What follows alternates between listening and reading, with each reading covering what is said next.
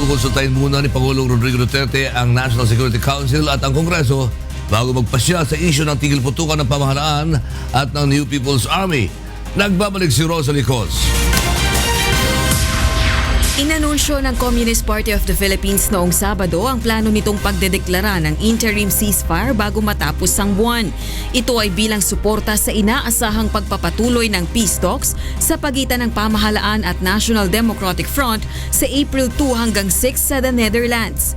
Ngunit bago gumawa ng hakbang ang pamahalaan bilang tugon sa napipintong pagdedeklara ng CPP ng tigil putukan, nais muna ni Pangulong Rodrigo Duterte na ipatawag sa isang pagpupulong ang mga miyembro ng National Security Council at maging ang liderato ng Kongreso.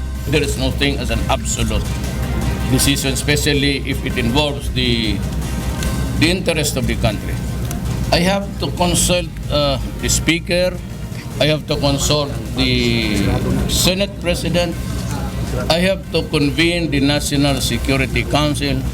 And I have to ask the generals of the Army and the Police kung ano ba.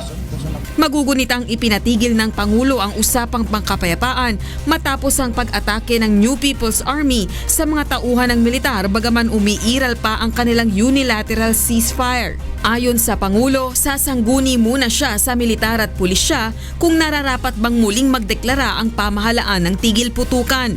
Pagka ganon, hindi naman sila sumusunod, makakaroon lang ng an aberration in the system of talking about peace.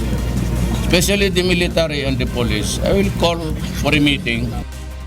Una nang iginiit ng punong ehekutibo ang kanyang mga kondisyon bago muling ipagpatuloy ang peace talks. Kabilang narito ang pagkakaroon ng written ceasefire agreement, pagpapakawala ng New People's Army sa lahat ng prisoners of war, gayon din ang pagtigil sa pag-angkin ng teritoryo sa bansa at pangangolekta ng revolutionary taxes.